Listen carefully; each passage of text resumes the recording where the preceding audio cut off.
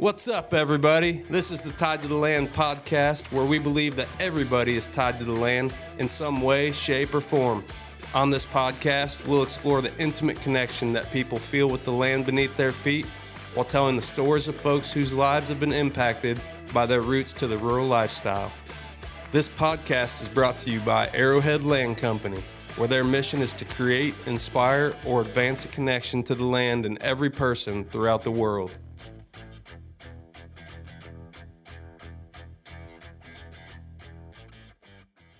What's going on, guys? My name's Andrew Schultz. We're coming back at you with another episode of Tied to the Land, and I've got my good friends in here today, Will and Madison Valdez. How's it going, guys? Good. Great. Happy to be here.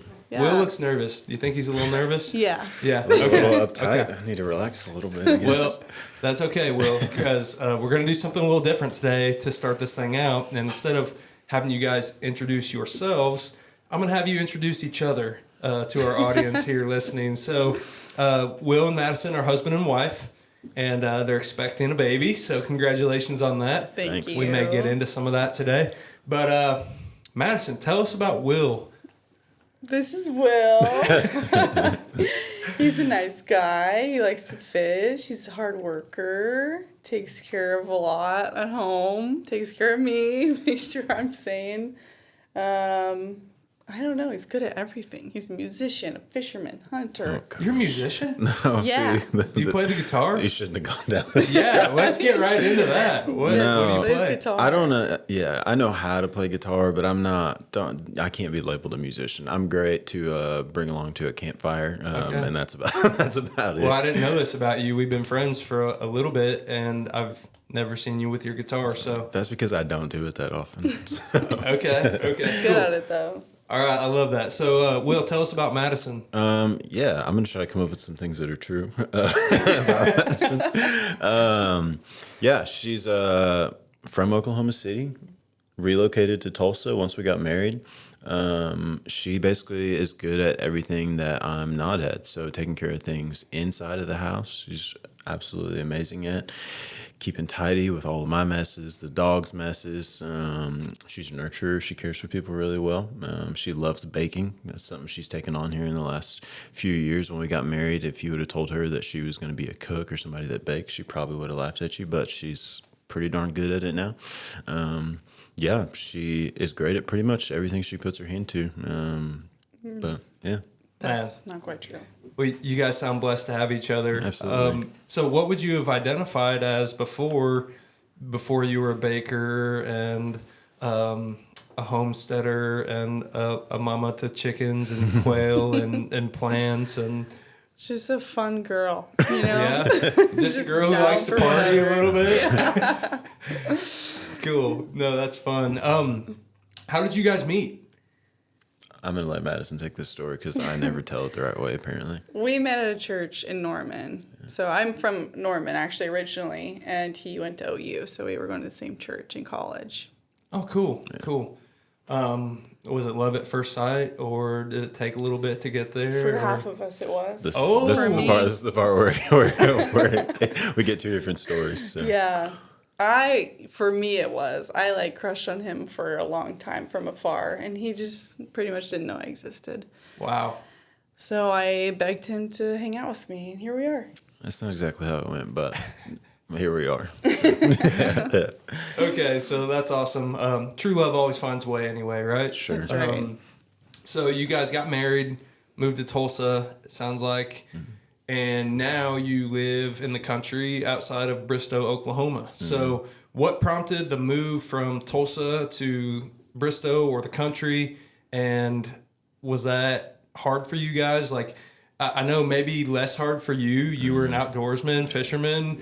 You know, we talked, you had a different identity prior to what you're doing now. So what prompted the move, and how did you guys get there? Yeah, I always I grew up doing things outside, fishing and hunting, and I've always kind of been drawn to that lifestyle. So we were renting in Tulsa. It was great. So we were super close to work, church, everything, and we wanted some space. Originally, I just wanted enough space to have a shop. that's the only thing I wanted. Because So every I- dude needs a shop. Exactly. Yeah. Needed a space to throw all of my stuff. And I used to have a lease in Bristow that I leased to hunt on. The property next door became available. It had a small house on it. We kicked around the idea. We didn't think we were in a place to be able to buy. But luckily, we had some good friends that are realtors, and they were willing to work with us and answer all of our dumb questions, and it ended up working out. So I was thrilled about it. Madison, I think, had some apprehensions leading up to it because she's only lived in the city, never done really anything like that before. But I think the transition was pretty easy. I don't think that there was too many difficulties that came with it. Of course, I was excited about it from the get-go. Madison may have other sentiments, but Yeah, I think at first it was really hard for me to think about like being outside of the city because it's all I'd ever known. But I mean, when we got there, I just fell in love with it. I mean, how can you not? So, and he said something to me one time, which like I just never heard anyone say before. But he said, you know, they're making more buildings, they're making more pavement or laying more pavement. They're never making more land. You know, you can't make more of that. So that resonated with me, and I was like, you know, we should hop on the opportunity to get some. Yeah, that's awesome. So you guys moved to the country, and you're doing a lot out there, and it doesn't take much. You know, like some people have this idea of they want to own 100 acres, they want to own 1,000 acres. You know, how many acres do you guys live on? it's just about 11. Yeah. 11 acres, okay. And you're doing the most out there. Like, y'all have it going on. So you've raised chickens. Now you've got quail. You've got a big garden, raised beds. You know, I've been out there. I've seen your guys' pad. You got the shop that you were looking for, Will. So congrats. That's awesome. But how long would you say, Madison, that it took you, like, to come into form, so to speak? So you moved out there into the country, and you're like, okay, like, I think I could get down with this. But when did everything else, like, start to roll for you? Yeah, a good question. I think it's definitely been like a slow progression over time because every time he pitches something new to me, at first I'm like, absolutely not. We're not doing that. That's crazy. And then we end up doing it, and it's great, and I love it. So I think I'm learning over time that the projects, the animals, the baking, the gardening, I love the garden. That's like my favorite part. But I'm learning over time that it's good. It's a good thing. It's not. Doesn't have to be so scary and daunting.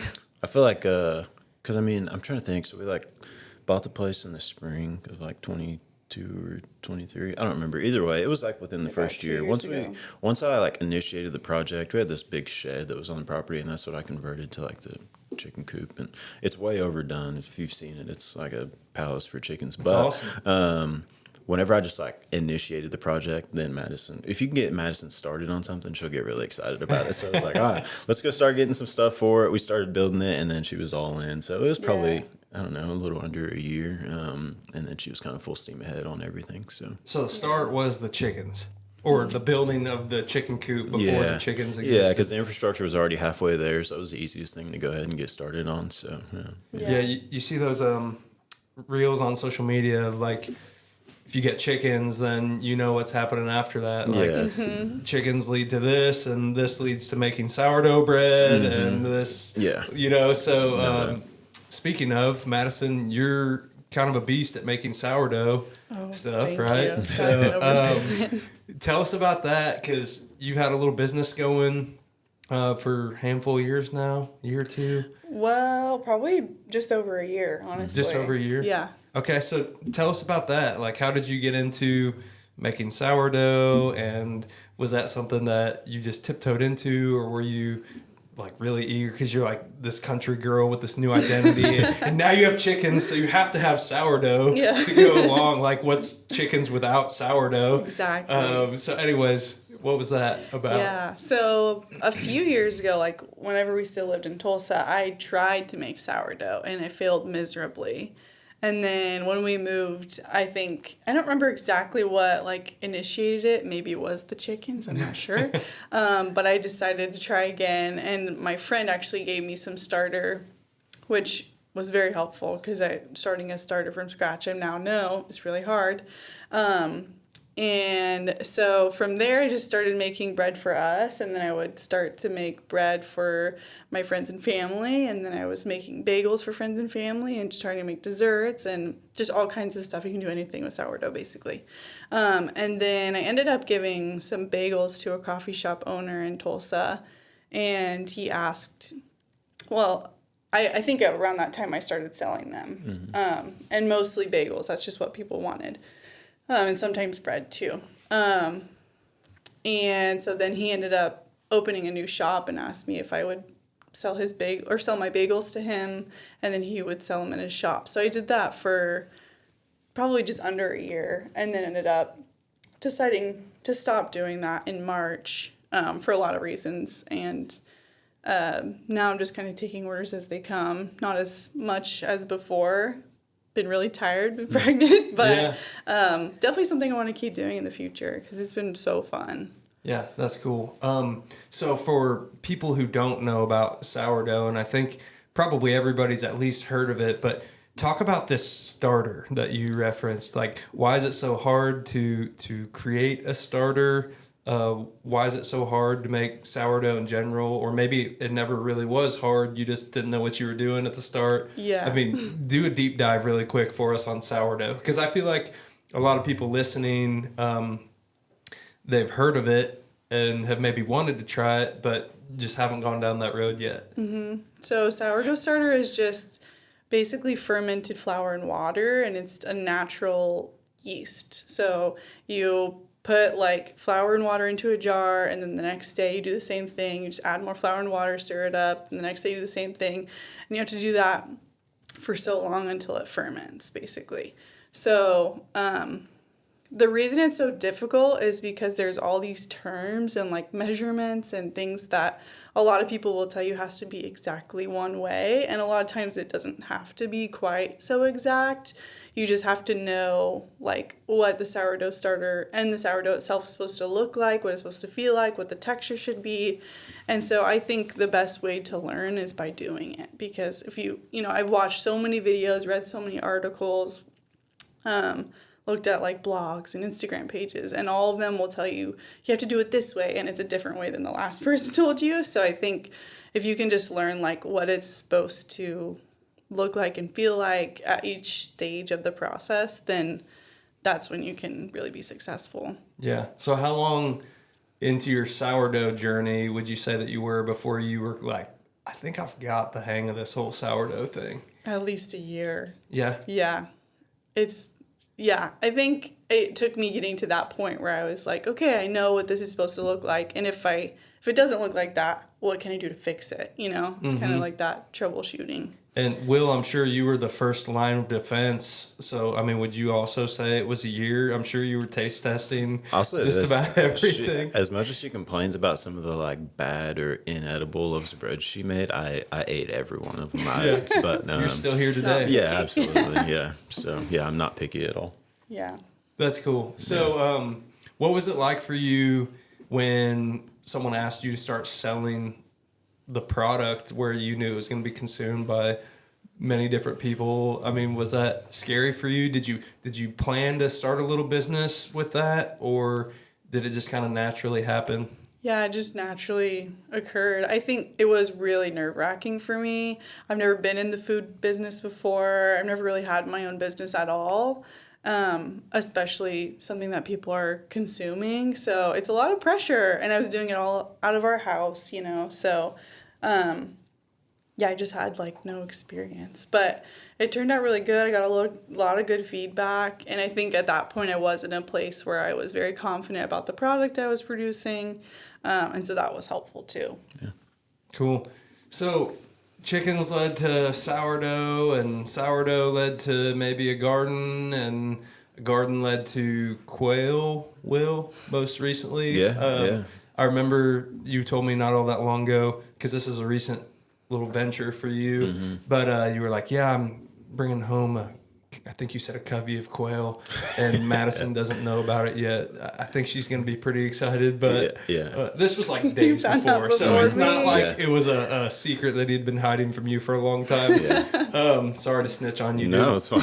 But It was a surprise. I mean, I remember that. so in my mind, you're a big bird hunter. You've got short hairs, and I'm like, oh, you're getting quail like to release on the land. And maybe you can hunt some of them. And you're like, no, we're gonna like raise them and butcher them. You know, so what's that been like, raising quail, going through the process? I saw just on Instagram, maybe it was yesterday or the day before, you we're butchering them, harvesting them, you know, doing the thing that you do with them. So no doubt. Tell us about that. Yeah, I got the idea initially. There's a expo every year I recommend everybody goes to. It's called the Okie Homesteading Expo.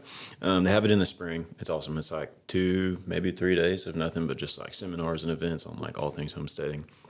And there was a guy that gave a seminar on raising quail. It's Coturnix quail. It's a certain type of breed. And just how easy they were to raise for meat and eggs from the time that they hatch till the time they start laying, and they're full grown. It's like 6 or 8 weeks. So if you're a bird hunter, don't get these to practice on. They grow really fast, but because they grow so fast, they don't develop the muscular structure they need to fly, so they can't fly. They'll like jump up like 3 or 4 feet in the air and then they fall. So it's not going to be much of a challenge for your dog. But it interested me because we were planning on doing meat chickens this year. Whenever the whole bird flu nonsense broke out earlier this year, it made it impossible to get chicks. And so that put that on the back burner, and also chicks got crazy expensive. So decided to try the quail because you can keep a ton of them in a little tiny space, you know. So we tried that out, got our first batch of chicks. That was the first batch that I told you about. And Madison knew that I was thinking about doing it, but she didn't know when I was bringing them home. And so I brought them home, and they did great. 6 weeks, you know, gave myself a 6-week time frame from the time they came in the shop to when I had to kick them out because it was still cold outside. So I built the hutch. They're super low maintenance, man. They don't do anything. There's no really cleanup because it's raised up off the ground. They live on this like hardware cloth, so all their droppings just fall straight to the ground. And what you saw this weekend was me butchering some of the males from our like second batch of chicks that we had. I can only have so many roosters to hens, or else they just like try to overbreed the hens and they just beat them to snot. And it's kind of funny, but also it's kind of sad too. You'll know when they're getting overbred because like all your hens will be bald because the roosters are like try to latch onto them with their beaks, and so you have a bunch of these bald hens. But either way, I was getting rid of all the extra roosters that we had. And if you are a bird hunter, you found a dove, quail, whatever, it's just as easy as one of those to kill. You hardly even need a knife to do it. So for 6 weeks, you know, from hatch date to 6 weeks, you can have meat at home in the freezer.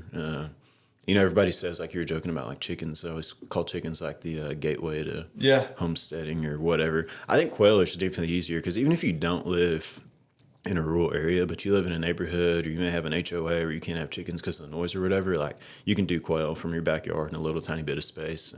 They're way easier to maintain. They lay just as many eggs as chickens. You got to eat a whole lot more of the eggs to get a meal, but yeah, that's super interesting. I was going to ask you about the comparison between the quail and your chickens. So, like, what are the eggs like in comparison to chicken eggs? They're significantly smaller. It's like 3 or so quail eggs is about the equivalent of 1 chicken egg.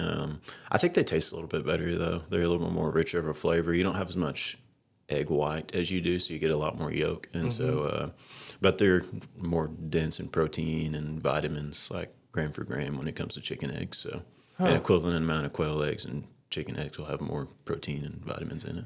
And so how many quail do you have now? I don't know. I don't know. Like I just, 30 plus? Yeah, I think so, with the newest hens that we just put out. But I don't know what the actual number is. Yeah. More quail than chickens? Oh, yeah.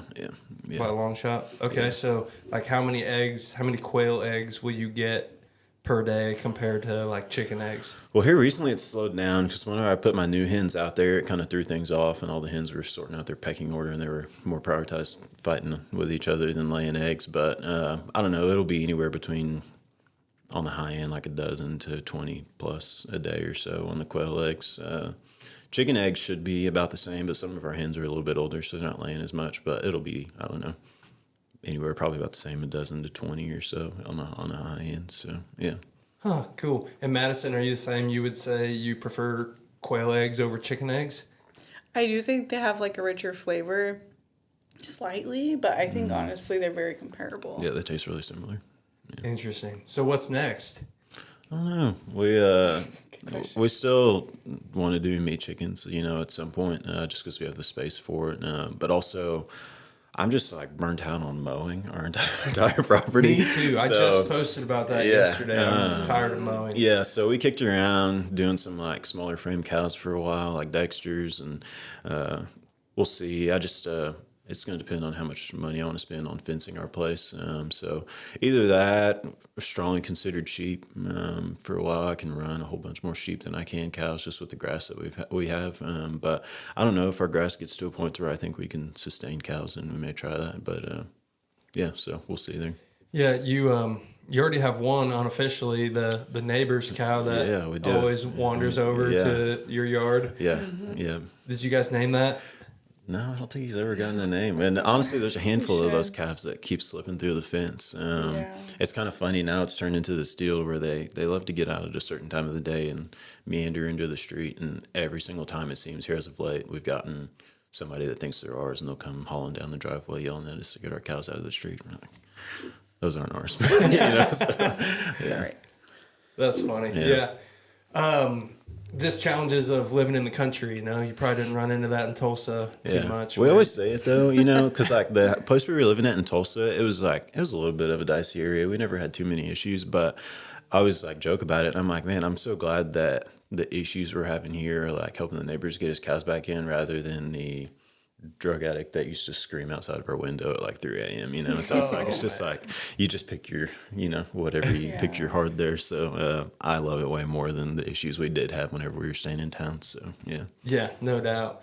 And as a hunter, I'm sure that you love being in the country now. Being able to see deer and other wildlife out of your place. What's it been like for you as a hunter? Like you hunt for wild game, you're on meat, you've been doing that for a long time. Like the fulfillment from hunting as opposed to like raising your own poultry and harvesting your own eggs and meat, like is it a similar type of fulfillment, or are they on two totally different playing fields? Yeah, I don't know. I think the whole homesteading thing is honestly has given like hunting a different feel or meaning for me, because like we've started to lean in so much to wanting to provide not only food for ourselves, but like those around us, because we'll sell eggs and stuff. So now when I hunt, it just has a completely different meaning. Like whenever I get to bring that home and we do all the processing and everything ourselves, and we get to, from start to finish, we get to see that go from the field to our table. And so I think growing up, it was always like, man, I'm shooting antlers, and that's the only thing. It's like, man, if it didn't work out that way, then it's like, man, this season was a bust. And now I'm just like, dude, if you're a doe, you better watch out, So it's like, because it's so awesome to be able to provide for ourselves food wise and everything else, So, the homesteading thing has honestly given hunting a different bit of enjoyment for me. And it may just come as I've gotten older, and have a family and everything else now. So, yeah. Yeah, I was wondering that because literally just yesterday, and this is what I posted about what I referred to earlier, I was mowing the farm and sat on the mower for a long time, and I went out there with the predetermination to pick a bunch of blackberries so I could bring some back and Julia could make a cobbler or a pie out of it. And I'm just standing around these blackberry bushes, picking one after the other. I mean, I still got all the marks on my hands from getting banged up by the thorns, but I was like, I think I'm getting soft in my old age. Normally I'd be out here like filling feeders and checking the food plots and checking my cameras and all that stuff, and like here I am just frolicking by myself, picking a bowl of blackberries that I can take home to my wife. And but I agree with you. There's something about the homesteading, and we hope to be able to build out there soon on that piece of land that I'm talking about. But I think there's something about the homesteading that gives you a different view of the hunting. Whereas, like you said, and some people are always going to be ate up with shooting big deer or chasing trophy animals or shooting as many ducks as they can. But like when you're cleaning those animals and you're out there hunting, I feel like it does give you a different appreciation when you have some of those other experiences to call upon, you know? Yeah, absolutely. Madison, have you ever entertained getting into hunting? I mean, we've been on a dove hunt before, but like, are you into hunting? Have you thought about it at all? No. No? I think that may have been one of 2 times that she's been with me. Literally. Yeah. Wow. I know he wants me to go more, and I will if you really want me to. But I fully support it. I agree with everything you guys just said. I think that's really awesome, but I'm too soft. I don't want to watch it die.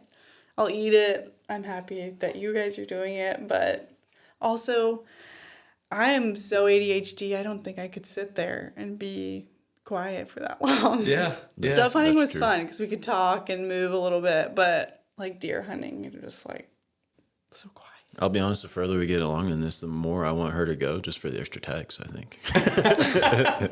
Yeah, no doubt. Yeah.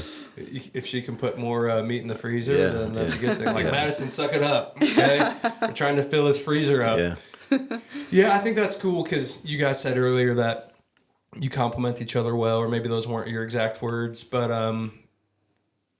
you don't have to love all the same things the way he loves them, and he doesn't have to love making sourdough the way that you love it, you know? And I think that's what makes the homesteading thing fun, is knowing that men and women are different in some ways and in some ways very similar, but you guys have your own separate things that you contribute towards making your homestead function. Yeah. And I think that's super cool. And what I really loved about what you both highlighted on in different ways is just that, like, there's ways to get started even if you don't live in the country. Like, I always think about the people who are living in the city, maybe listening to this and wishing they were where you guys are, but like being able to get started with quail instead of chickens, like that's not something that I would have thought of or that most people would think of. And creating a raised bed, or even, I get it that sourdough doesn't have much to do with like living in the country versus not, but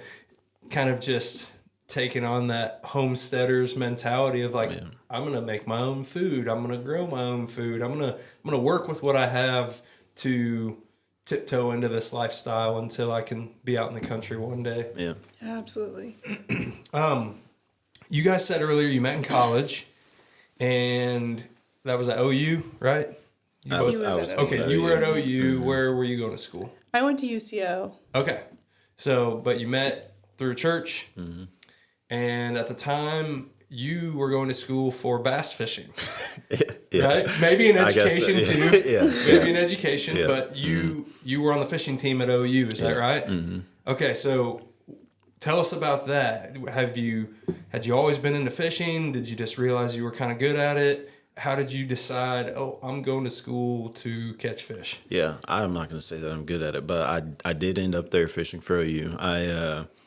I fished all through high school. Well, I grew up fishing. That was like what I did first before hunting. Sport fishing or fishing for food or both? No, I mean, my dad would take me, and it was like we would keep some stuff, catfish or stuff occasionally, or some sand bass and whatnot. But it turned into tournament fishing whenever I met one of my best friends now, Alex Torkelson. In middle school, they grew up fishing tournaments, and then me and him just started fishing together. So we fished all through high school together. We had a team. We started a team at our high school, and then it was either my junior or senior year of high school. Me and him had qualified for the Oklahoma State team, not Oklahoma State Cowboys, but like a Oklahoma Federation team. And we were the only high schoolers on the team. Everybody was adults. And then at the time, one of the guys that was on the team was also president of OU's fishing team. And he was like, hey, if you're going to be on campus in the fall or whatever it was, 2 years, if I'm still there, get with me. And me and Alex had won some like scholarship money through fishing to be applied for wherever. And so it was always like, I was like, oh yeah, I got a fishing scholarship, to go fish at OU. And so I ended up knowing Landon, who was the president of the team at the time. And so when I got on campus, it was just, I already knew that I was going to be doing that there. So I got plugged in with him and then started fishing there in college. It was my plan. I really wanted to fish professionally. That takes a lot of time and money and luck. But yeah, I fished all the way up until my junior year or so. Capped it off got to weigh in on the classic stage whenever it came to Tulsa. We got like fourth. They have a college version of the classic every single year. We got like fourth place there, and that was where I ended things. I realized I was either needed to graduate at a certain point in time. I couldn't miss any more school, But there was another part of me there that had other things that I wanted to focus on my last year at OU. So yeah. So did you ever win any tournaments? Yeah, we won a few. The whole reason we were on the state team is because we won our state championship there, and then me and him used to fish a bunch of like smaller like jackpot tournaments and stuff like that. And I don't know how many. I'm sure we want to run a few here and there. And then we made it to like a divisional deal, which we won, qualified us for the national championship there, and I don't remember what we got. We were ranked like 5th or 6th or 7th, somewhere like that in the country, and yeah, and then won a couple smaller ones at OU. That's what qualified me to fish in the college classic. So yeah. Cool. And you eventually got burnt out on it, though, right? Yeah, I mean, yes and no. I mean, it didn't feel like fishing anymore. It was like, and Madison gives me a hard time for this still because I still have it sometimes. Like if she'll sit in the boat with me now when I'm fishing. Like the other day, I'd caught a fish and I threw it back and she was like, "Oh," she's like, we didn't even get to take a picture." And it's like in my head, I'm just so wired to want to keep moving quick because like when you're fishing a tournament, you're on a time crunch, And so it's like caught a fish before she even know I caught it. It was like back in the water, And so it's like you don't ever you're not afforded the opportunity to like slow down and enjoy it, like you do that you get with like leisurely fishing, So it just it felt completely different after a while there. So yeah.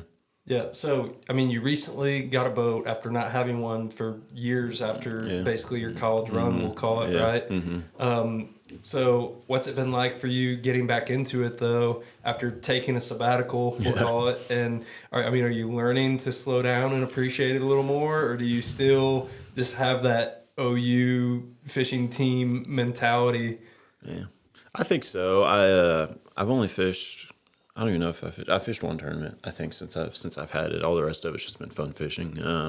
And that one smaller tournament that I fished with a buddy, there's like a tournament series that's ran with like first responders, like firefighters and policemen can fish it. And my buddy's a police officer, and he needed a boater, and so I fished it with him. And it felt the exact same. Like it felt like I didn't miss a beat, and that was really fun. But Madison can attest to this. I've probably fished, I don't know, 3 or 4 days a week since I've had it. I've been gone a lot. Yeah, man, it doesn't feel like tournament fishing anymore. Like there's some parts of me, it's like I'm still wired to want to figure out like what fish are doing and how to catch them, but it's not as hot and heavy and fast paced as it once was. And Madison might say otherwise when she sees me like hook a fish and just immediately toss it back in the water without looking at it, but it doesn't, yeah, so it's different, so. Cool. Yeah. Madison, do you like getting out on the boat with him? I do, yeah. At first I would mostly just like go and sit and read a book while he fished, which was nice because it's just so peaceful. I'm sure I'll do that more in the future. The last couple times I've gone fished with him, which I'm not very good at, but it's fun. Yeah, I'm learning. I think at first, because we got the boat earlier this spring, and it was a little chilly outside too, so it was like kind of running up and down the lake got a little bitter. I think you came with me once, and it was like we were running up and down the lake. It was like, oh, it's pretty chilly out here. So you brought a sweatshirt, and you were like, "Do you want my sweatshirt, man?" I'm like, "No, I wouldn't do that to you." Yeah. So now, it's hot outside, but I think if we're not running up and down the lake going 50 miles per hour and could sit and chill, I think she enjoys it. So yeah. Yeah, and it's been a tough spring, early summer with all the rain we've had. Yeah. I mean, all the lakes are super high, and you've kind of. It sounds like switch from bass mode to maybe crappie mode. Yeah, that wasn't by design. I just, the crappie got unfortunate and I found a bunch of them. So I've been catching them and putting them in the freezer. So, normally 9 times out of 10, I'm going to be bass fishing, but I started to find a bunch of them. So I've been leaning into those here pretty recently. That's cool. Well, do you see yourself getting back into the more competitive side of fishing, or Are you through that phase? Yeah, I don't think so. I mean, I'll fish. I would not put it past myself to raw fish some like local stuff, some smaller things like evening jackpots or weekend jackpots or whatever. But I probably won't chase anything bigger than that. So, yeah. Like, I bet there's got to be like some competitive quail growing competitions or something like for the biggest, meatiest quail. Maybe, and I guarantee you, I've got a couple. I've got a couple right now that I think could probably win some things. They're plump, they're big. I could see you guys growing competition pumpkins, like the jumbo pumpkins. Yeah, real big ones. Has that ever been a conversation? Never. No. When you said that though, there's a watermelon festival in where the heck is that at? I don't know. I forget where it's at. It's in Oklahoma, but they grow these massive watermelons. Like one of them's like as big as this table. That was my first thought. I don't think I had the patience for that. So, when it comes to growing things, I'm just there to keep things alive for Madison whenever she doesn't want to water it, and that's pretty much all I have to do with it is just keeping it watered. So yeah. Yeah. So you guys are expecting a baby, little Girl. Okay. Yeah. I knew that, but I didn't know if like the whole world knew that. No. So I didn't want to be the one to like accidentally spill the beans. Sure. So little girl. Yeah. What's it been like for you navigating pregnancy and like doing all the things that you guys love to do, and maybe it's been no different at all, but I'm curious because between the fishing and the chickens and the quail and the garden and all the things and the mowing, I mean, it's a lot, right? Your body's different now. You're feeling different now. So what's it been like for you two just navigating that together and enjoying the lifestyle that you live? I think, first of all, it's given like even more purpose to what we're doing. Because obviously we like this lifestyle for us alone too, but being pregnant and then having a family it's like I said, it just gives more purpose to it. You can probably attest to that too.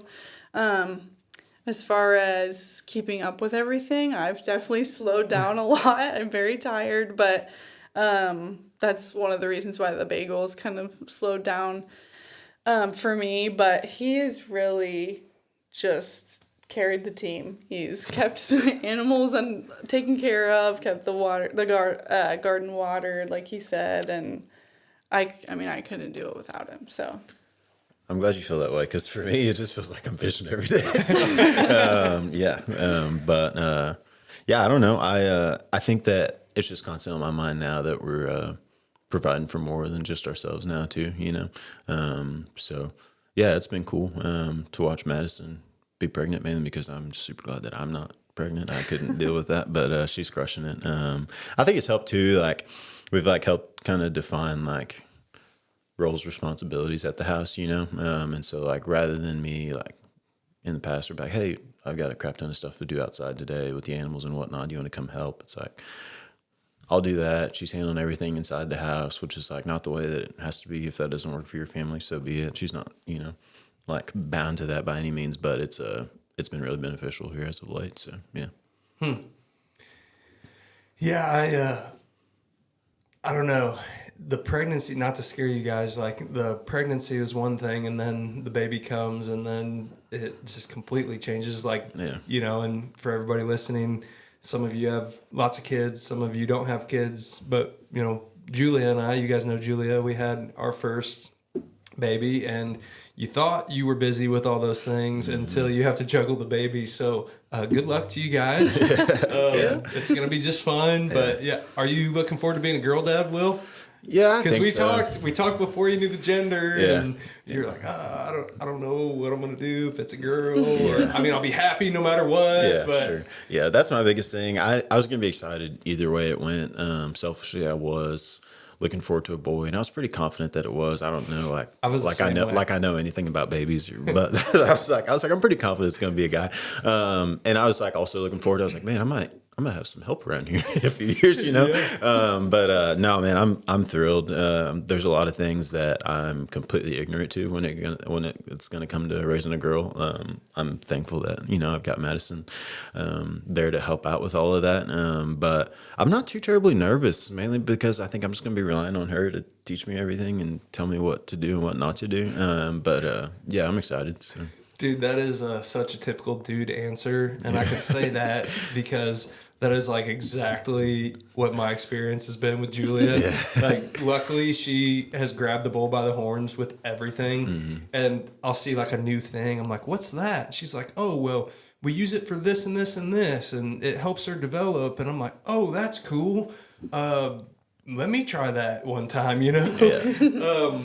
But a good spouse and a good mother makes our jobs a lot easier. And Yeah. so you guys are going to be great parents, and I'm looking forward to seeing the little girl when she gets here, and it's going to be awesome. I guarantee I've asked already more dumb questions than you have. She had to teach me the other day the difference between like a car seat and a carrier. I thought those were all separate things. I didn't realize they were all one.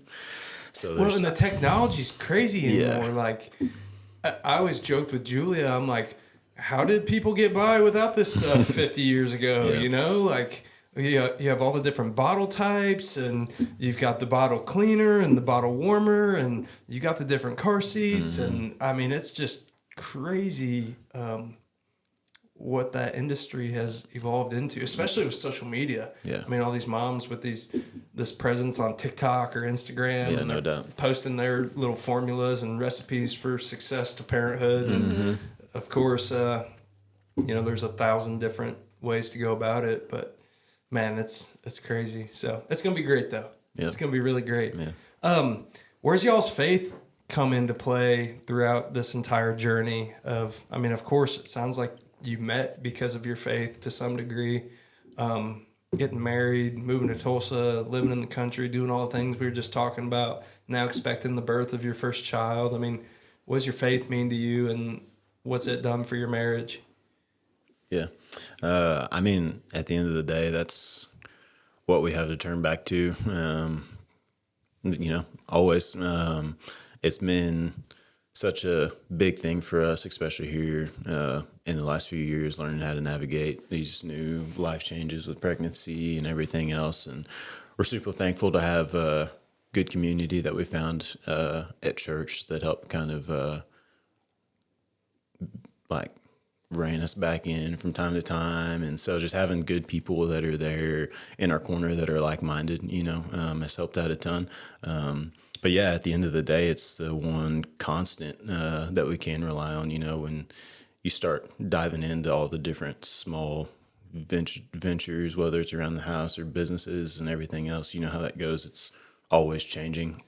And then you look at where society is now, it's like there's something new every single day of the week, but that's the one thing that has remained constant for us as believers, and it's something that we always cling to and, keeps us grounded. So, Yeah. What would you say? Yeah, I think that like through ups and downs of life and marriage and jobs, everything, I think that God has like sustained us in so many ways. And I think that like with the homesteading thing, it's a big like pushing factor for us to keep going, because we both believe that our bodies are a temple for the Holy Spirit, and they're a gift from God, and that we are to steward them well as best we can.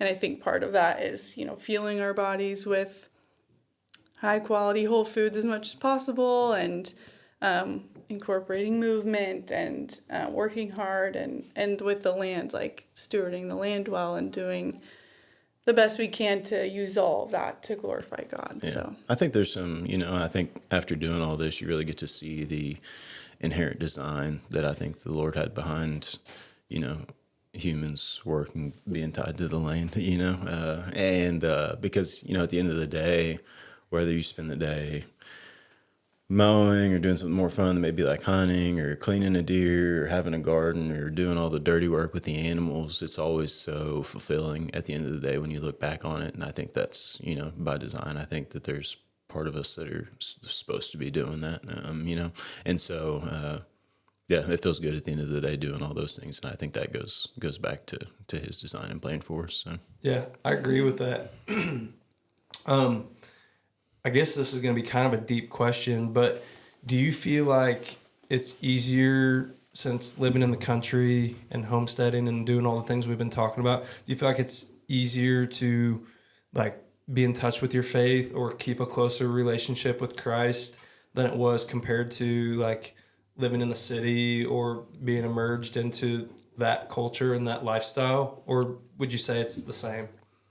I think it's easier. I feel like we've got like just when you look at like just the beauty of being out there and being involved and getting your hands dirty with all those different things. I think we've got so many more examples and reminders of the Lord's presence and His provisions for us. In the midst of all those things, I feel like when we lived in town, there's so many different distractions that get thrown your way. And, we're already obviously distracted by phones and television and everything else. And so being that disconnected from all of those things, I think helps kind of realign our focus more times than not. And then, we joke about this sometimes where it's like, man, we keep adding things out here but we're not getting any time back, so it's like more animals, more garden beds or whatever it might be.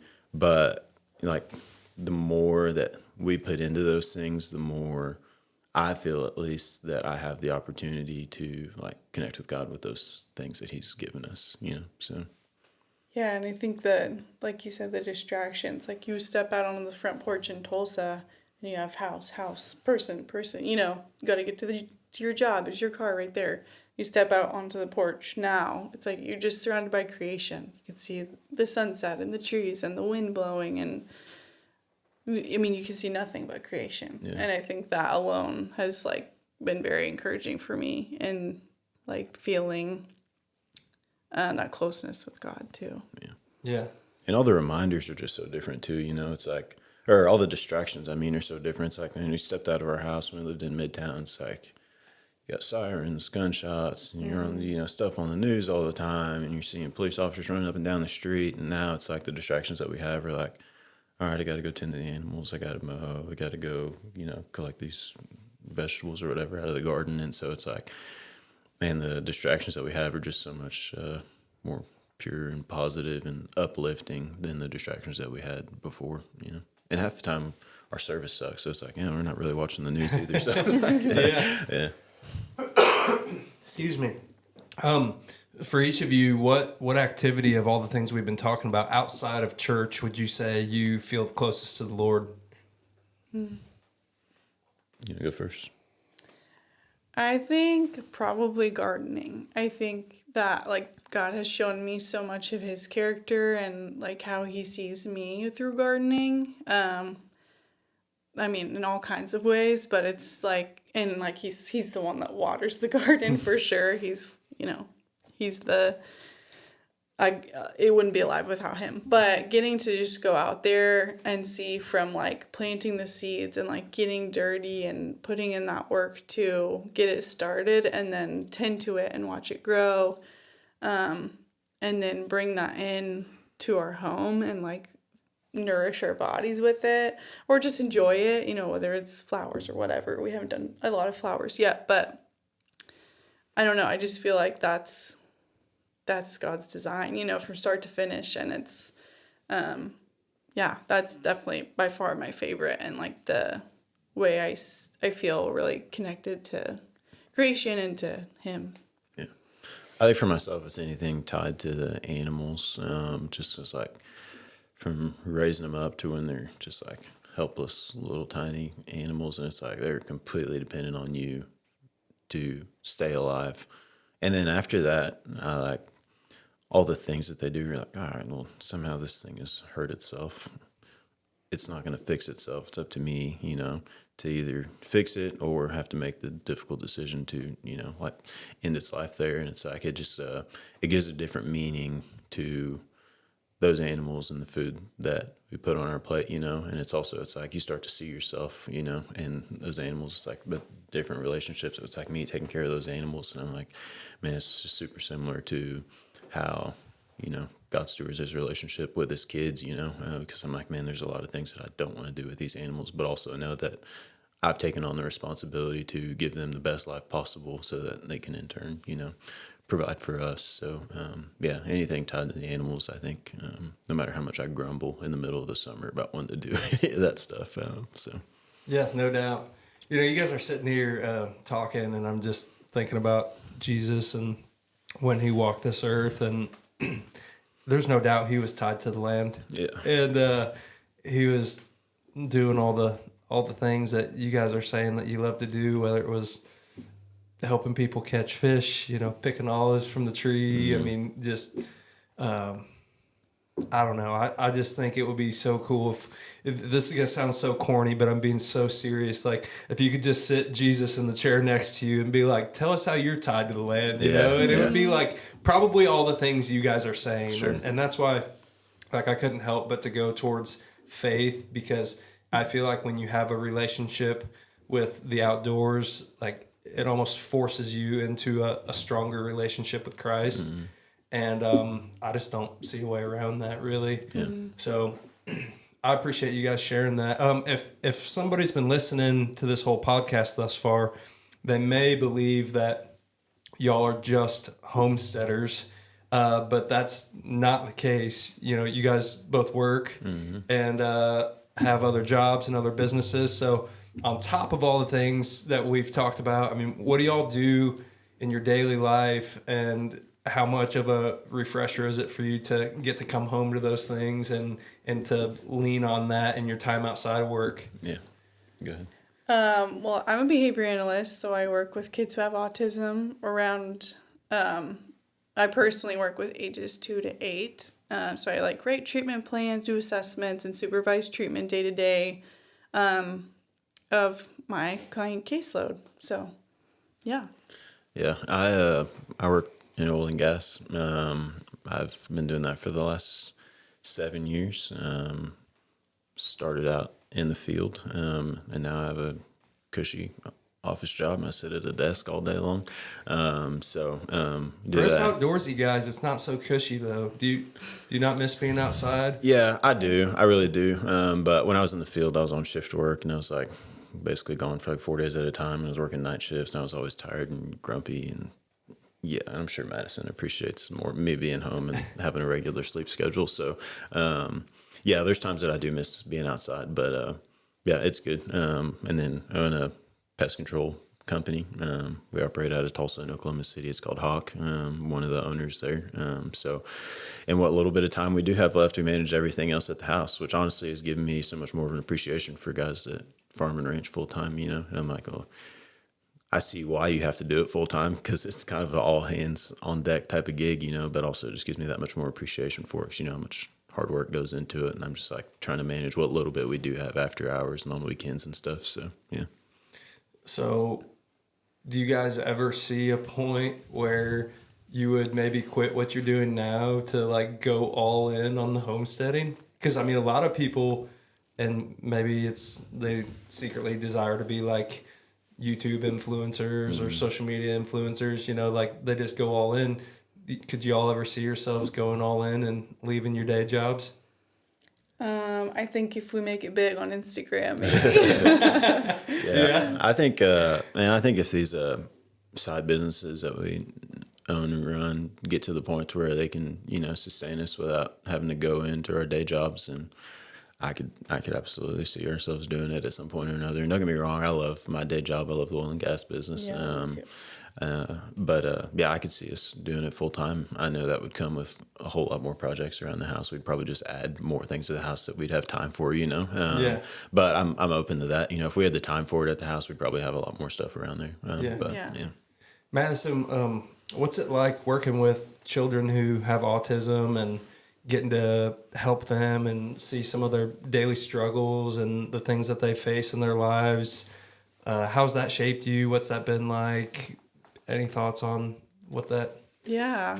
I love my job. I feel really grateful to get to play a small role in these families' lives.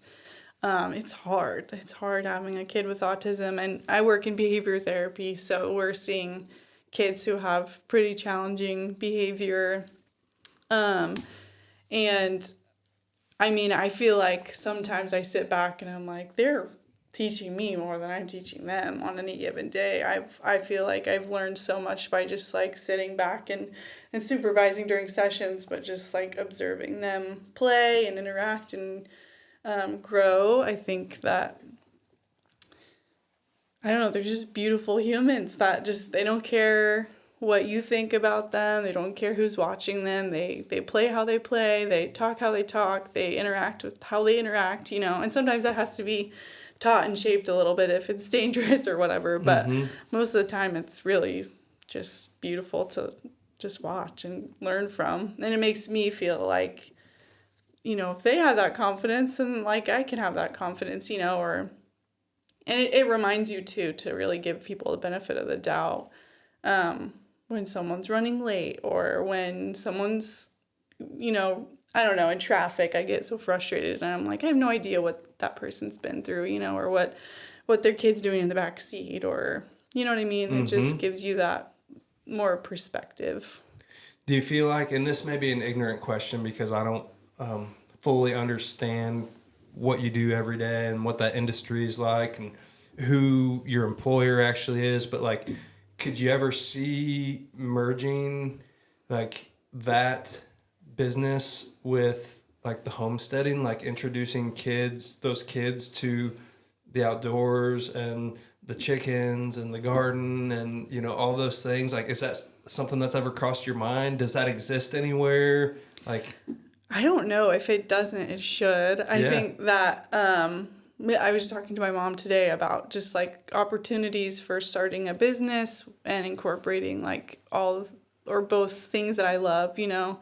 And that's actually not something I've even considered. There's been other ways I've thought about like incorporating things that I'm passionate about and this job that I have and the skill set it's given me. But I feel like that would be the most fun, like, dream job if I could somehow figure out how to like combine those things. I feel like they've got like animal therapy and stuff like that. That may be somewhat similar. That's true. Yeah, I think it's doable. I think it would be awesome. It'd be so fun. Yeah. Cool. Well, maybe figure out a way to make that happen, and I'll support you 1,000%. Yeah, that'd be cool. Cool. So we're about to wrap this up here, and I always try to think of new ways to end this podcast because honestly, there just hasn't been one that I've landed on that I like more than the others. So I'm going to make you guys first tell us how people can get a hold of you, where they can find you, and then we'll end the podcast how I was thinking we'll end it today. So where can people find you? How can they get a hold of you? Well, you can follow my Instagram, crunchycowgirl_. Crunchy Cowgirl. Is that right? Yeah. He always says it's silly, so then I get, crunchycowgirl_ is where I'm posting most of our homesteading adventures and things we're doing around the house, so.